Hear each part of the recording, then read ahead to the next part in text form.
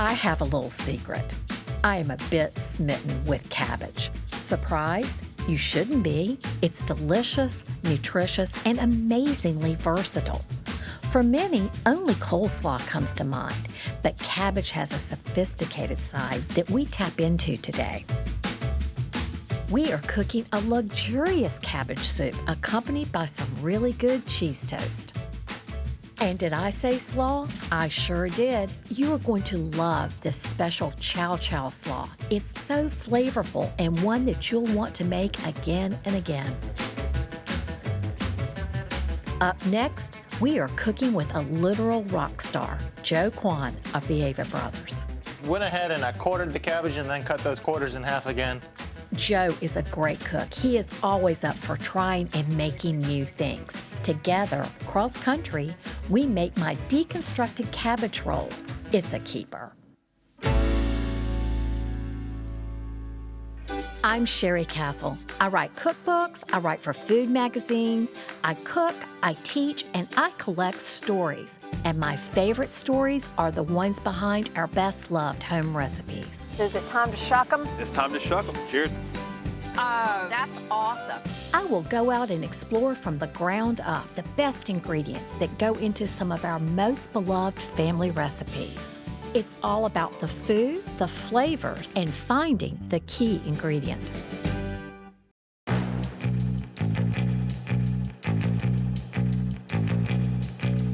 Cabbage is like a good friend, comforting and always there when you need it.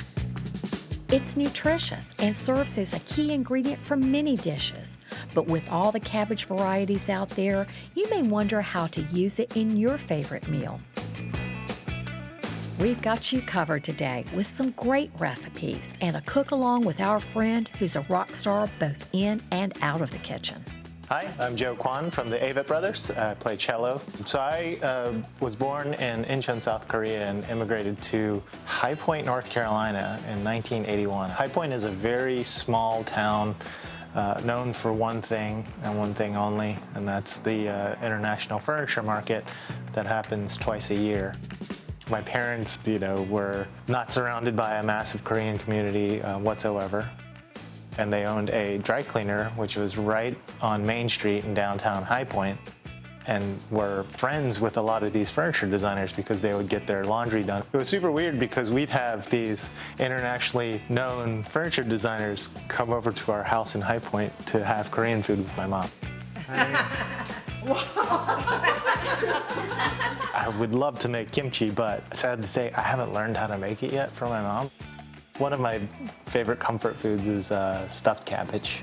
We're going to be doing a grilled cabbage that has more of like a deconstructed cabbage roll feel to it, and then putting the ragu, what would normally be inside the cabbage roll with a tomato sauce on top.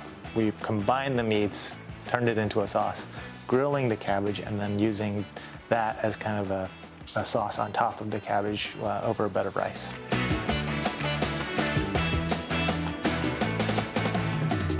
So what have you done on your end? Let's talk about the cabbage. Yeah, I went ahead and I quartered the cabbage and then cut those quarters in half again. So now I'm left with 8 wedges of cabbage. So I'm just gonna take my cabbage and throw them right over some embers. We've had them going for a couple hours now.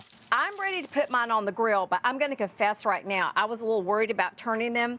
I am using the grill basket where I have locked up my cabbage wedges, brushed them with a little bit of oil and hit them with some salt and pepper, and now I'm gonna put them on the grill. So we're gonna just hit these with some heat until they wilt, and then. Exactly. You want a little wilt and a little bit of light char around the edges. My family was actually cabbage farmers for a number of generations. You're bound to have some cabbage memories too. If you grew up in a cabbage-intensive household, as many people did, what do you remember? I grew up eating my mom's kimchi. She made kimchi, I'd say once every 2 weeks, and she would make about 100 pounds at a time. Crates of Napa cabbage that my mom would break down, salt, wilt, season, assemble, pack these huge 1-gallon jars of kimchi and then give them to different families. It was like another extension of her cooking for people. Now, I grew up my family making sauerkraut, malolactic fermentation, just salt, water, thyme. We had, like all families do that do great fermentation, there's science, then there's ritual, and then there's habit. Part of our ritual is that we would hold the shredded cabbage under the water with this rock, and I still to this day call it the magic pickling rock. And I don't know if that makes a difference, but I'm the 4th generation to have the rock. I'm not going to say that the rock's not important. I'm now the keeper of the rock, and if they say put the rock on top, I'm in on it. It's funny because my mom had a rock as well. See, maybe we're on to something.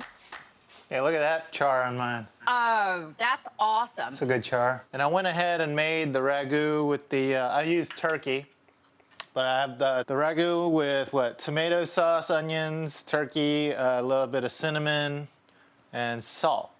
And brown sugar. And some raisins of and all raisins, things. that's right. So where I got the idea for that, because I certainly my grandmother would never have put lemon or raisins in her filling or anything like that. But it reminds me of almost Middle Eastern and a little bit of Mediterranean flavors to have that warm spice and then that hit of that acidic lemon and the dill at the end. It just perks it up a little bit. And I too have made mine ahead. So the way I normally do it, but people can do it however they want, is to put a little rice and then some of the cabbage and then a little bit of that sauce on top. You mentioned you put turkey. I use turkey also, but I've also taken the cabbage cores, that a lot of people discard, but I actually think they're one of the best parts, and finally chop them with a bunch of mushrooms and make a meatless filling to go on top of this as a variation too.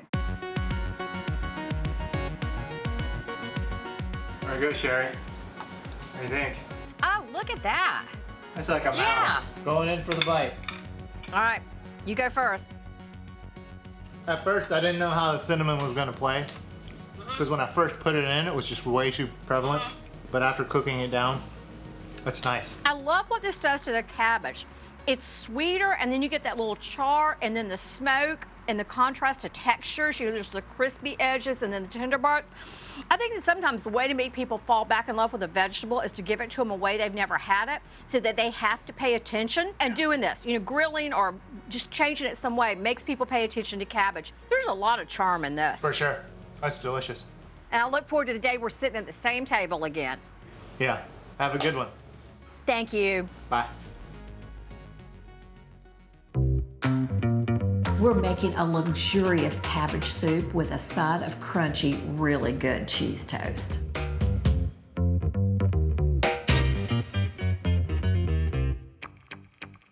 Sometimes sitting down to a bowl of homemade soup feels like having a meal with one of your best friends. It's comforting, it's there when you need it. We're gonna make a luxurious but simple cabbage soup today and serve it with a side of really good cheese toast. It's gonna be one of your new comforts, I promise.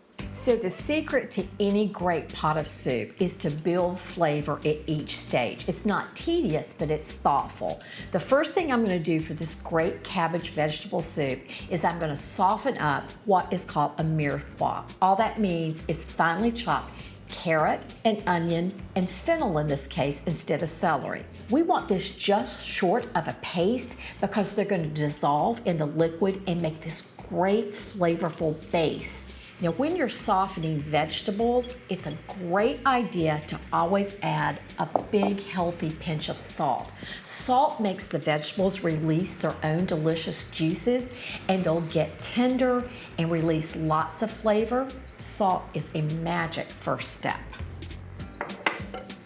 Now, once this gets a good sizzle going on it, what I'm actually gonna do is put on the lid on the pot and let some steam build up in there that will further soften these vegetables and encourage them to release their flavor. All in all, it's gonna take about 5 minutes. So it's been about 5-6 minutes, and what I have now is these vegetables have become very tender. They've not dissolved, but they've almost turned into a sauce. And now it's time for my tomato paste. This is a trick I learned years ago. It's a great thing to do when you're sauteing vegetables. Clear a little spot in the middle of the pot and then add some tomato paste. Now this is gonna give some flavor, but what this tomato paste is really doing is adding, believe it or not, some sweetness to these vegetables. And when you stir it in and get it against the bottom of the hot pot, it is quickly caramelizing and is going to add a tremendous amount of flavor to the base of this soup. It's a great trick. You can do this with other soup recipes as well. So when it's really well coated and you can hear the sizzle, it's time to put in the stock. Now you can easily keep this soup vegetable only and use a good high quality vegetable stock, or you can use chicken stock, whatever you have on hand. And give it a good stir. If there are any little bits of your vegetable mixture on the bottom of the pot, you're going to want to loosen these. And now it is time for our friend cabbage, the star of this show. Now today I'm using a Savoy cabbage, the one that has the wrinkly leaves, but any kind of cabbage is going to work. A familiar green cabbage, you could even use Napa cabbage, but I don't think that red cabbage is a great option for this recipe. It's gonna turn your soup kind of a ruddy color that's gonna be hard to explain. This is shredded, and we're gonna add it in handfuls, and it's gonna look like it's too much, but as this cabbage cooks, it shrinks down a little bit, and you're gonna find the amount is just right. Now, before I put on the lid, let me tell you another secret weapon when it comes to flavor. I have Parmesan cheese rinds. What is that? If you've ever seen a big wheel of Parmesan in the store, you'll know that the outer edge is really hard. It's too hard to grate up or to eat, but there is still flavor in here. And we're gonna drop these cheese rinds into the broth. It's like a cheese soup bone. It's meatless, but it's gonna add salt and flavor and richness and umami. And these things cost almost nothing. They're in the grocery store. They're a wonderful addition, a surprise flavor in a pot of vegetable soup. Chunk them right down in there. Put your lid back on, leaving it ajar just a little bit. And we're gonna simmer this until the cabbage is tender. There's a sweet spot in there. You don't want it crunchy. You don't want it too soft. When it's almost like al dente pasta, the cabbage is perfect. And then we'll move on to our final stage. You know, maybe the only thing better than a hunk of bread with a bowl of soup is some really good cheese toast, and this is good. Cheese toast is simple, but there are a couple of tricks that will make yours better than ever. What I've done is, while my soup is simmering, I have toasted the bread. Just put a little butter on it and a little salt and pepper and pop it in the oven till it starts to be good and toasty. And now I'm gonna mix together my topping for it. I have here a mixture of coarsely shredded cheeses. You can use cheddar, Gouda, some Parmesan, whatever cheese you have on hand. And I'm gonna add a little bit of mayonnaise and a little bit of good crunchy mustard. And stir this together just enough to help the cheese stick together a little bit. So once that is good and mixed and moist, you want to put it on top of your bread. You know what? Your fingers are probably the best way to do this. So you don't have to spread it out too much because the heat of the oven is going to help with that, but you want to make a little mound, pretty much an equal amount on each kind of bread. You can use one kind of bread or a mixture, something that'll be good and crunchy and hold up to all this cheesy goodness. At this point, you have a choice. You can go ahead and toast it, or it's happy just hanging out on the tray like this till you finish your soup, and then while everybody is ladling into their bowls, stick this under the broiler until it's brown and bubbly. You've got really good cheese toast. So it's been about 20 minutes. My cabbage is just on the edge of tender, and we're gonna add the next great ingredient, which happens to be beans. Cabbage and beans are a wonderful classic combination, and I'm using some cooked white beans. Now you can cook these from scratch, or you can use canned beans. Either one is going to be just fine. If you use canned beans, you want to drain them but not rinse them. I'm also going to add in some fresh thyme. We're going to start building up the herbs in this soup. Now, like I said, cabbage and beans are a match made in heaven, but what if you don't have any beans? You can put something else in here. You could put pasta, even little raviolis, rice. It's your soup. You gotta do what makes sense to you. So now our soup is ready to go to the table. Just a couple of more little bits of flavor right at the very end. The first thing I'm gonna add is some fresh basil. The warmth of the soup is gonna release the aroma and give this wonderful burst of flavor. I'm also going to add a good pinch of crushed red pepper flakes. You can do this to taste. Some people are gonna want a lot, some people are gonna want just a little. You can also serve these at the table and let each person doctor their own bowl if you want to. And last but far from least is a little bit of good vinegar. Vinegar is a soup's pal. It's their secret weapon. The trick is to add just a little splash, just enough to perk up the flavors without making it taste sour or vinegary. And there you have it, a wonderful pot of aromatic, delicious, comforting, sophisticated cabbage soup. This will hold in your refrigerator very well for 2 or 3 days and warm it up. And each time you do, give it a little taste. It might need a little salt, it might need a little pepper. This soup hits the spot. You know, when you have a pot of soup and you are in the mood for soup, there may be no more satisfying meal. This one is full of flavor and aromatic goodness and rich broth. It is so delicious, yet surprisingly simple. And we made our rockin' crispy cheese toast. I'm going in.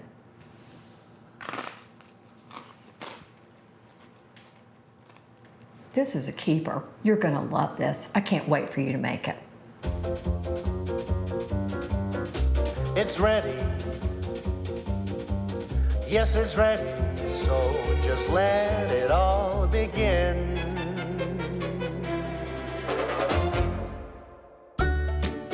When I was a little girl, I remember seeing farmers and gardeners planting rows of those little leafy cabbage seedlings and then waiting for those big round cabbages to rise up out of the ground. Cabbage has almost a magical role in some children's storybooks. When I was a little girl, I remember hearing people say that new babies were found under cabbage leaves, and I thought that that was a fine start for us all. Figuring out how to use this bounty of cabbage, well, to me, that's just plain fun.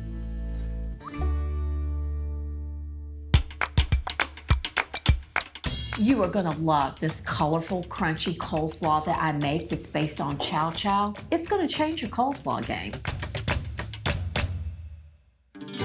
Chow-chow is a beloved condiment that people put on foods that need a little color and crunch. Coleslaw, we know we can count on it. It's a reliable side dish, but can you imagine the two together? That's what we're gonna do in one great new recipe.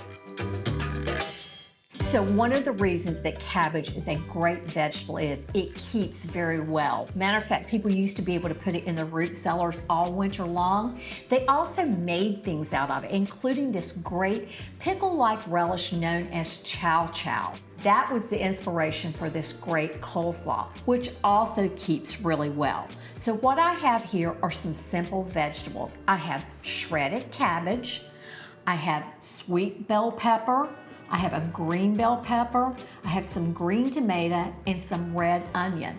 We're gonna put that together in a bowl and salt it. So far this is looking like any great slaw, right? Here's where the secret comes in. If you've ever had trouble with slaw that was a little bit too soupy, that looked like it maybe had milk in it, what you can do is salt the vegetables ahead of time. Pretty heavily. This is about a good tablespoon of salt, and I'm gonna toss it in with the vegetables using my hands, and then we're gonna put it in a colander and let it sit overnight. You don't have to do a thing, just let it sit, but what's going to happen is these crunchy vegetables are going to absorb the salt and become seasoned. They're also going to let go of their excess juices so that you're left with these amazingly crisp, perfectly seasoned vegetables.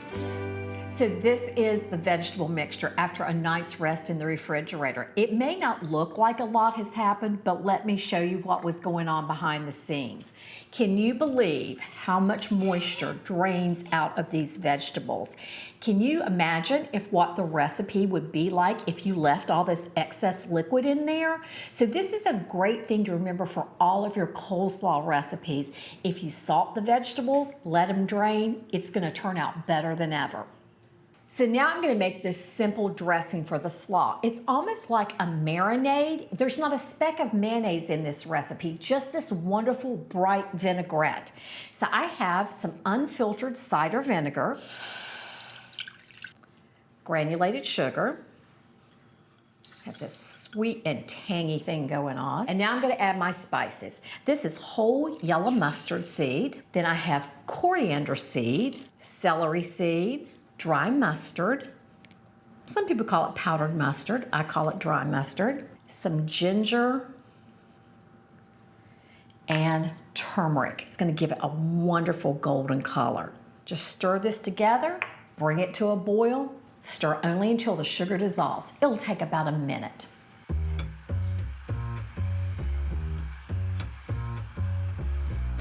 So now I'm gonna add this hot liquid to my vegetables. It may look like there's not enough, but every drop of this is packed with flavor and these amazing aromas. It's all you need. Then take your trusty tongs and toss, toss, toss. Keep really stirring it around so that each strand of vegetable gets a little bit of the vinaigrette. And that's it. More plastic wrap on top, put it back in the fridge to chill completely. That's gonna take at least 4 hours up to overnight. As it chills, every one of those vegetables is gonna pull in that delicious dressing. So this recipe makes a lot of coleslaw, and that's intentional because this recipe keeps for days. It actually gets better and better. You can keep it in one big bowl, but I like to take it down into smaller portions, the amount I'm likely to use at one meal. So this is gonna keep in your refrigerator for at least a week. But here's the best part of all. This recipe also keeps in the freezer. Yes, you can actually freeze this coleslaw up to 3 months, and when it thaws, it's gonna be as crunchy and colorful and as delicious as ever. And if you've put this in a jar that is tempered to be canned, it'll go in your freezer, it's going to be just fine. I love this. You can serve it as a chow-chow relish or as a coleslaw. You can put it on anything that needs a bit of perk, color, crunch, and a good conversation. This is chow-chow coleslaw.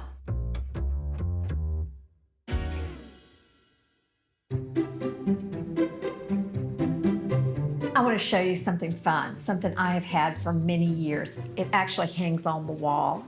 This is a cabbage sack that came from my family. I'm the 3rd generation to have this. This is what farmers used to use to take cabbage to market, and if a customer bought enough, they'd use it to take their cabbage home. Very few of us are buying 50 pounds of cabbage at once anymore, so I want to show you a way to pick out a perfect cabbage from a farmer's market or a grocery store. Cabbages keep a really long time. It's one of their major charms, and people used to put them in the root cellar where they would stay for up to 6 months. We're going to store ours in the refrigerator. Some cabbages are small. This one is almost individual size, all the way up to enormous cabbages that could feed, I don't know, an army or something like that. If you can buy a cabbage with these beautiful outer leaves still left on it, you should do that. This is Mother Nature wrapping up the cabbage to hold in the moisture that's going to make it last a lot longer. Another thing to do is to flip it over and take a look at the end. A good cabbage should have a solid end. It might be a little discolored, but it won't have cracks or fissures or big splits. It's going to look healthy. It's a sign of a really great cabbage. Now, what if your cabbage doesn't have leaves left on it? Sometimes in the grocery store, they will go ahead and pull off some of these outer leaves. That's not a problem. But what you'll want to do in that case is to store it inside a bag. I love these permeable vegetable bags, but even one of those bags that hangs in the produce department is going to be fine. This little bit of extra insulation is going to hold the moisture in your cabbage. Put this in the crisper drawer of your fridge and it's gonna last for weeks. Cabbage is one of the few vegetables that is just as good raw as it is cooked. It's easy to keep on hand. Keep a cabbage, it'll make your day.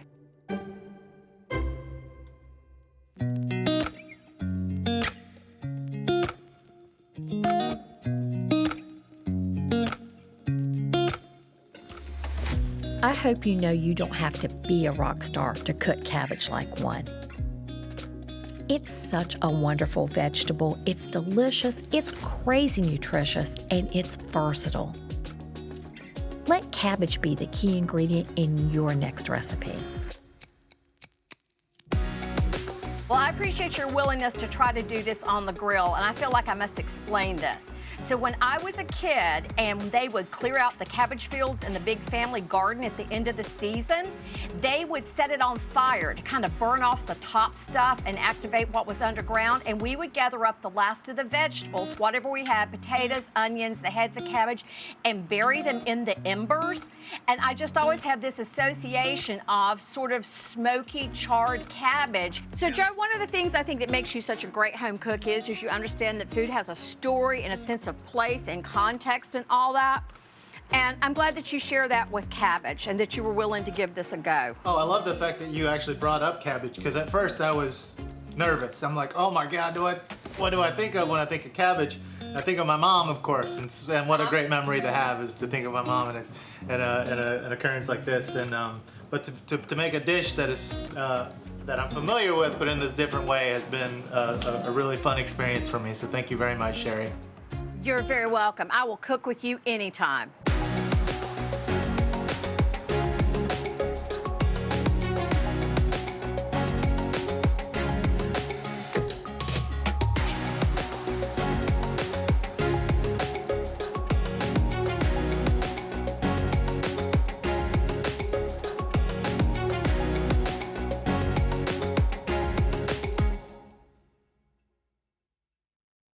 For all the recipes from the show, visit our website. It's where you'll find the key ingredient for a perfect time in the kitchen.